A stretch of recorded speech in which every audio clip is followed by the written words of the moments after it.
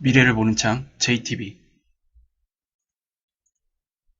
안녕하세요. JTB J입니다. 오늘은 저번에 이어서 하드막스의 메모 그 마지막 편을 보내드리도록 하겠습니다. 일단 저번에 이어서 이제 기타 우리 주변에 있는 그 시장들을 관찰한 내용입니다. 2018년 초 2296개의 사모펀드가 무려 7,740억 달러 규모의 기금을 조성하고 있었다. 이것은 역대 최고 수준이다. 6월 소프트뱅크는 기술 투자를 위한 비전 펀드를 위해 930억 달러를 모금할 수 있었고, 나머지 50억 달러를 직원들의 인센티브 제도에서 조달하려고까지 했다. 소프트뱅크의 거대 자본 화력에 대항하여 다른 벤처 캐피탈 펀드가 확대되고 있다. 그들은 과거에 투자한 것보다 훨씬 더 많은 금액을 투자하려고 하며 투자자들은 최고의 펀드에 의해 보고되는 수익에 끌리고 있다. 물론 이 자본의 맹공격은 미래의 수익에 해로운 영향을 미칠 것이다. 2012년 중반부터 2017년 중반까지 60개의 그 대형 셰일 업체들은 분기당 90억 달러의 마이너스 현금 흐름을 보였고 2005년부터 2015년 사이 부채가 300% 증가했다. 콜롬비아 대학의 한 연구원은 금리가 계속 떨어졌기 때문에 이자 부담이 절반으로 떨어져서 버틸 수 있었다고 전했다. 이와 관련된 내용을 제가 32번 영상에서 자세히 말씀을 드렸죠. 그 부분을 이제 확인하고 싶으시면 32번 영상을 보시면 될 것 같습니다. 학생들의 부채는 지난 위기 이후 1조 5천억 달러로 2배 이상 증가했고 연체율은 7.5%에서 11%로 상승했다. 연체율이 꽤 높네요. 학자금이. 이 부분도 조금 심각해진 문제 같습니다. 연체율이 11%면 높은 거 아닌가요? 제가 알기로는 높은 걸로 알고 있거든요. 그리고 규모가 지금 1조 5천억 달러라고 하는데 이 중에 11%면은 좀 문제가 될 것 같습니다. 개인 대출도 급증하고 있는데 올해 1분기 미지불된 금액은 1,800억 달러로 18% 증가했다. 핀테크 기업들은 2010년 전체 개인 대출의 1% 미만을 창출했으나 2017년 36%를 창출했다. 2017년, 그러니까 2016, 2017 이때 대출이 굉장히 많이 증가한 것 같아요. 특히 비은행권 대출인 것 같거든요. 이건 이제 블룸버그에서 가져온 겁니다. 이머징 마켓의 국가들은 제한된 적금만으로 달러와 유로화로 갚아야 하는 막대한 채권을 발행할 수 있었다. 그동안 뭐 이머징 마켓도 마찬가지죠. 특히 중국, 뭐 한국, 기타 뭐 홍콩 이런 나라 할 거 없이 이머징 마켓의 대부분 국가들이 달러와 유로화로 갚아야 되는 엄청난 채권을 발행을 해왔습니다. 국제결제은행에 따르면 전 세계적으로 달러 기준 대출금의 총액은 2009년 1분기 5조 8천억 달러에서 오늘날 11조 4천억 달러로 급증했다. 이것도 거의 뭐 2배 급증했네요. 이 중 3조 7천억 달러가 이머징 마켓으로 들어갔으며 2009년 1분기보다 2배 이상 늘었다. 소수지만 극단적인 예로 수익에 굶주린 일본 투자자들은 터키 자산에 수십억 달러를 투자했다. 이 사람들 지금 망했겠네요.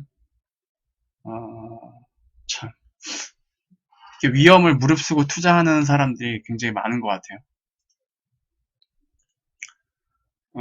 오크트리 이제 전문가들, 그러니까 하드막스가 운영하고 있는 오크트리 회사의 그 직원들로부터 들은 이제 자세한 이야기들이거든요.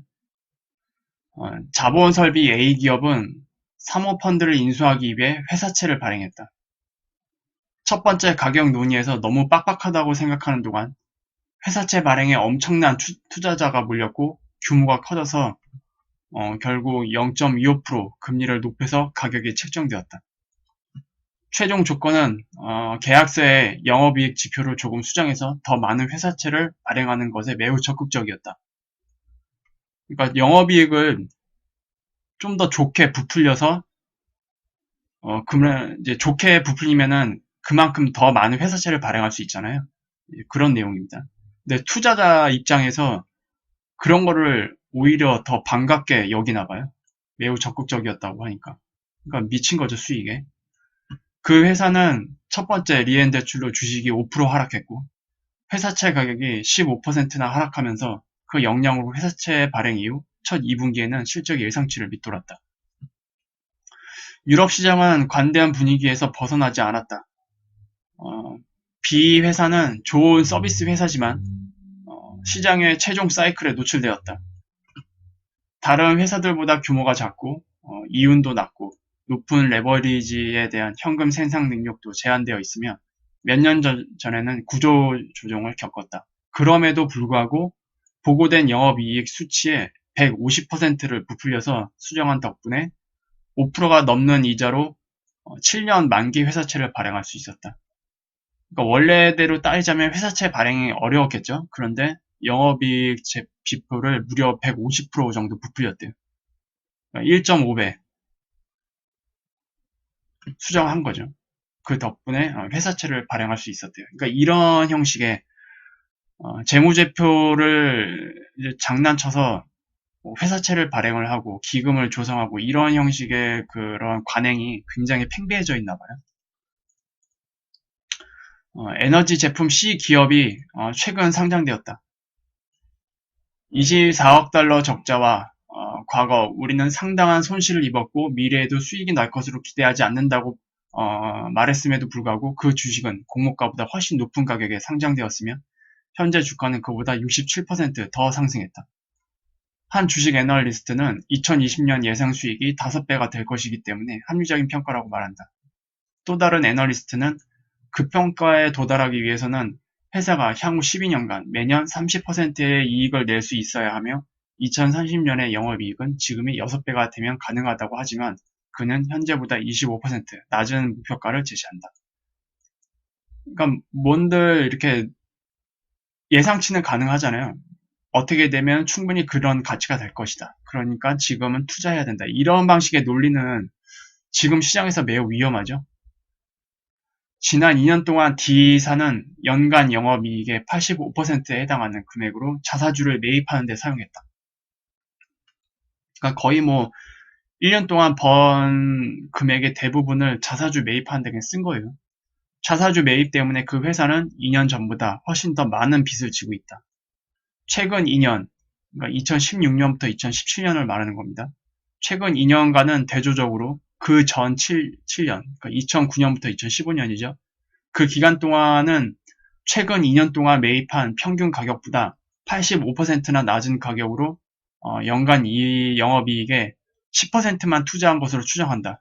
그러니까 그전에는 굉장히 극히 적은 금액으로만 투자를 했었어요. 그런데 최근 2년에는 거의 영업이익의 85%, 엄청나게 많은 비중을 자사주를 매입하는 데 사용을 해버렸고 가격도 굉장히 좀 비싸죠. 미국 주식시장의 그 상장한 대부분 기업들이 자사주 매입 규모가 엄청나고 이것을 위해 회사채를 발행해서 빚을 지는 경우가 굉장히 많아요. 이것이 그동안 주가 상승에 상당히 기여했다라는 것은 이제 지난 영상 26번, 27번을 통해서 자세히 밝혀드린 바 있습니다.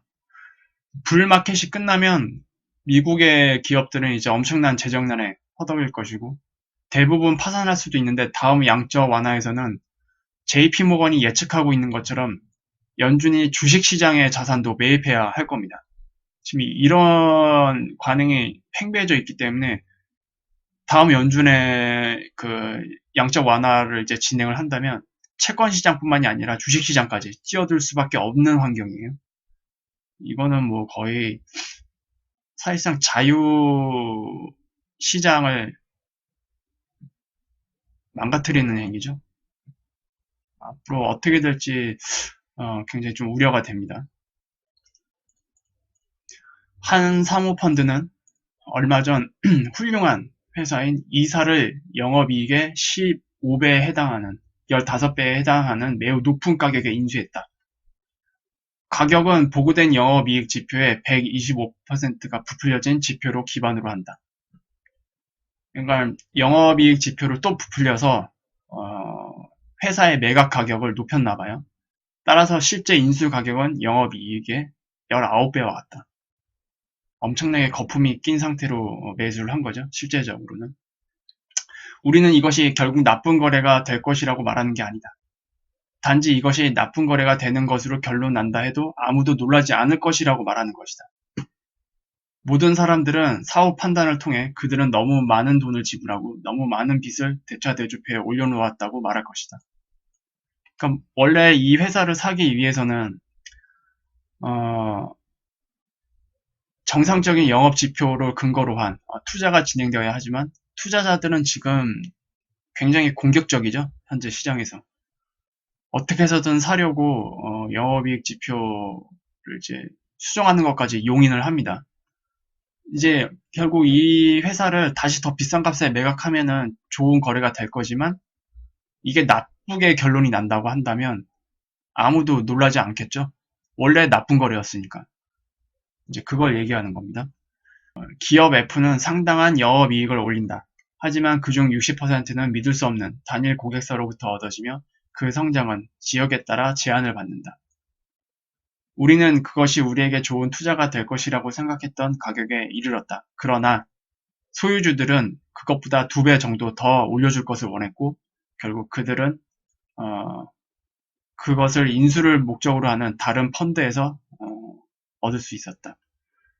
그러니까 오크트리 같은 경우는 이 회사의 그 영업이익 구조와 영업이익의 그 규모를 객관적으로 판단해서 그것을 근거로 한 인수를 진행을 하려고 했지만 다른 그 사모펀드, 주로 기업을 인수를 목적으로 하는 그런 사모펀드에서 2배나 그 원하는 그 소유주의 그 가격대로 사가버린 거죠. 사모펀드가.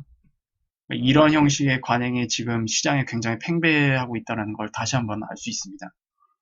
우리는 은행과 비전통적인 대출 기관들의 매우 진보적인 대출 관행에 힘입어 약간의 실수도 없이 거의 완벽한 가격을 제시하는 매우 공격적인 금융 스폰서들을 보고 있다. 우리 모두는 이것이 어떻게 끝날지 알고 있다.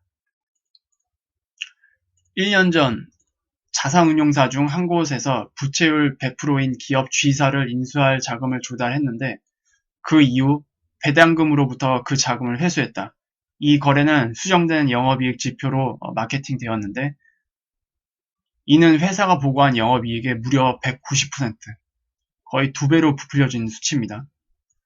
이 수정된 수치에 따르면 총 레버리지는 7배 이상, 보고된 수치에 따르면 거의 13.5, 5배에 해당하는 레버리지 대출로 인수를 한 거예요. 엄청난 겁니다. 그리고 그 마케팅조차도 원래 이 회사의 영업이익보다 190%로 부풀려진 수치로 광고를 했나 봐요. 그러니까 막 혈안들 됐겠죠. 여러 펀드나 다른 회사에서 와 굉장히 좋네. 또는 알고는 있지만 또 다른 수익을 위해서 공격적인 투자를 했겠죠. 그 채권은 현재 액면가 이상으로 거래되고 있고 금리 스프레드는 2.5% 이하로 최악이다. 기업 H는 우리가 떠나보낼 준비가 된 매우 우수하고 성장하는 회사이며 우리 은행에서 100개의 광고를 보냈다. 우리는 최근 35건의 제안을 받았다. 이 중에 전략적 바이어 3건, 그리고 이런 그 무분별한 투자를 하는 금융 후원자들, 주로 사모펀드겠죠. 그들로부터 32건이라고 하는데 전략적 바이어라는 거는 오크트리처럼 재무지표 같은 것을 객관적으로 판단을 하고 전략적으로 이제 기업 인수를 해서 이익을 내려는 굉장히 냉정한 그런 바이어들입니다. 전략적 바이어들은 마찬가지 최저 가격을 제시했다. 당연히 그랬겠죠. 시너지를 기대할 수 없는 금융 스폰서들이 전략적 바이어들보다 훨씬 높은 가격을 제시할 때는 항상 큰 경고 신호이다. 우리는 인수를 목적으로 하는 펀드에서 4건의 제안을 받았는데 하나는 공란으로 되어 있었다. 우리는 결국 총 7배 이상의 레버리지로 영업이익의 14배에 해당하는 가격에 매각했다. 와, 엄청난 가격으로 매각을 했네요, 오크트리는. 그런데도 많이 이렇게 35건이나 제안을 받았으면은, 굉장히 많은 펀드 자금들이 지금 이러한 형태의 거래를 굉장히 기다리고 있는 것 같아요. 2017년 투자자들은 아르헨티나 그리고 터키 현지 기업으로부터 100억 달러 이상의 회사채를 구매했는데 발행 당시보다 5% 정도 더 높은 금리 가격에 거래되고 있다. 발행 당시보다 금리가 5% 올라갔다는 건 회사채 가격이 폭락했다는 뜻이죠. 결국 이 회사채에 투자한 회사들은 엄청난 손실을 입고 있는 상태입니다. 특히 오크트리의 고수익 채권 부문 공동관리자인 데이비드 로젠버그는 위기 이후 느슨해진 규제의 사례들을 다음과 같이 제시합니다. 정부의 레버리지 대출 가이드라인은 2013년에 도입되어 과도한 리스크 발생을 억제하고 특정 조건에 따라 레버리지는 최대 6배까지만 허용하면서 규제 대상 은행들 사이에서 은행들 간의 공격적인 거래를 줄이는 데 기여했다. 이게 바로 2008년 금융위기 이후 그 교훈으로 만들어진 은행 규제였죠. 현재 통화관리감독 책임자는 은행들이 대출에 대해 어느 정도의 위험을 감수하느냐를 결정하는 것은 전적으로 은행에 달려 있습니다. 은행에 대해 우리가 말하고 있는 것은 자본과 예상 손실 모델을 가지고 있다는 것입니다. 따라서 만약 여러분들이 예상 손실에 대한 충분한 자금을 예치한다면 결정을 내릴 수 있을 것입니다. 그러니까 규제를 풀려고 하는, 은행에 모든 걸 맡기려고 하는 그런 의견을 가지고 있어요. 현재 통화관리감독 책임자가. 이에 대한 내 반응은 이렇다. 그래서 지난 2008년 때 어떻게 되었습니까? 이게 답이죠. 금융이라는 게 항상 예상대로만 흘러갑니까? 예상된 예치 자금만 있으면 위기를 막을 수 있나요? 아니죠. 금융은 정밀한 학문이 아닙니다. 항상 늘 변화하고 우리가 예측할 수 없는 럭비공 같이 튈 수도 있는 그런 성질을 가지고 있어요. 그리고 아무리 뛰어난 엔지니어라고 해도 금융 생태계에 대해서 정확하게 진단을 하는 것은 사실상 불가능합니다. 이미 2008년 때 우리는 겪었어요. 놀랄 것도 없이 은행가들은 그들이 지금 7.5배 레버리지된 LBO로 그걸 시험하고 있다고 말했다. 그러니까 LBO는 저번에 말씀드렸다시피 기업 인수를 목적으로 하는 대출입니다. 현재 법상으로는 레버리지를 최대 6배까지만 허용했는데 은행가들은 그걸 깨고 7.5배 레버리지된 LBO 대출 상품을 일부 출시를 하면서 테스트를 하고 있나 봐요. 고삐가 풀린 겁니다. 이제 슬슬. 딱 이런 시점이 지금 당시 2005년, 2006년.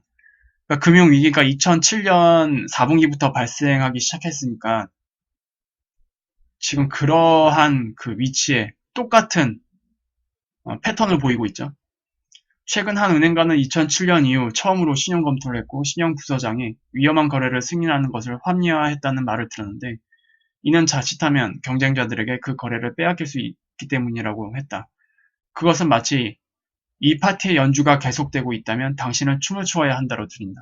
그러니까 이 말이 뭐냐면 지금 분위기가 계속 이제 공격적인 투자 그리고 무분별한 대출의 이러한 분위기로 흘러가고 있기 때문에 그것에 맞춰 춤을 추어야 한다.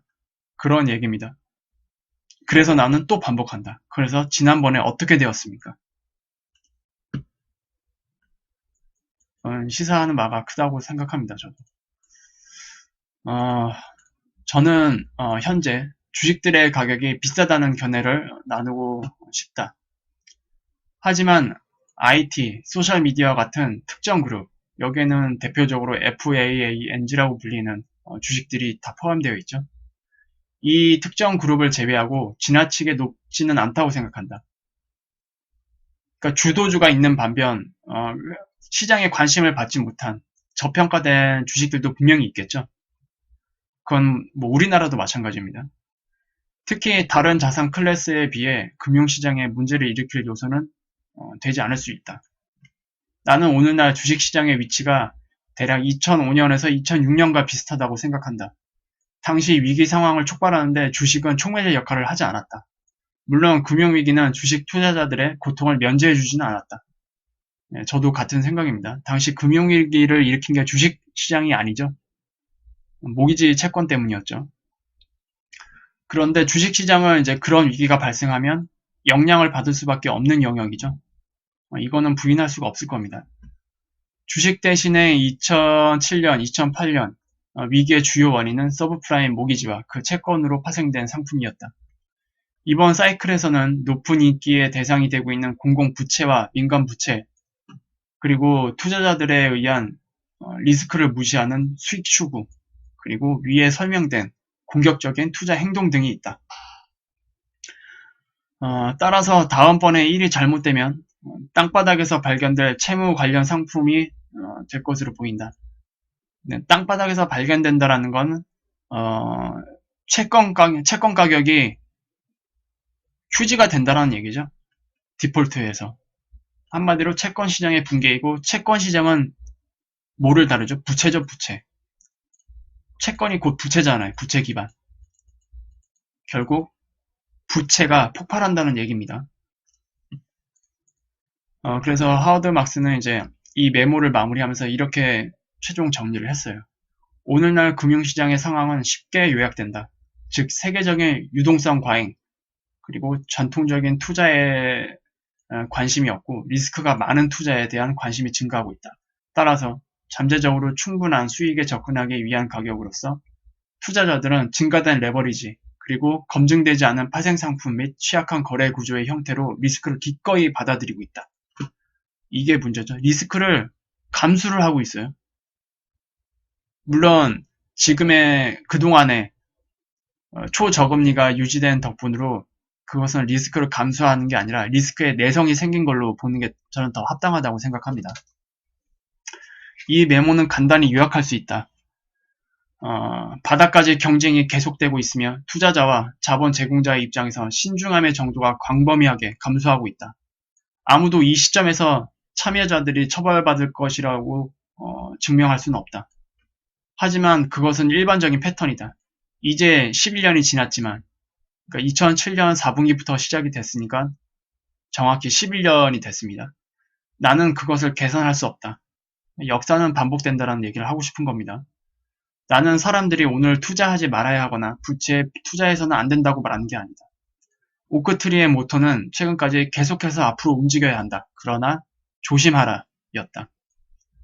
투자 세계의 모든 것에 대해서는 공격적이거나 방어적일 수 있다. 그런데 내 생각에는 지금 시장 상황을 봤을 때 지금은 주의할 시기이다. 이거를 이제 말하고 싶은 거였습니다. 그래서 하워드 막스의 그 메모를 이렇게 마무리하겠고요. 다음 영상에서는 우리나라 그 좀 부동산 시장을 조금 제가 간단하게 다루려고 합니다. 다음 위기가 왔을 때 우리나라 부동산 시장이 과연 어떻게 작용할 것인지 이런 것들을 조금 설명을 해드리려고 합니다. 그래서 유익한 정보가 되셨다면 구독 알람, 좋아요 부탁드리고요. 다음 금요일이죠. 금요일에 다시 뵙도록 하겠습니다. 감사합니다.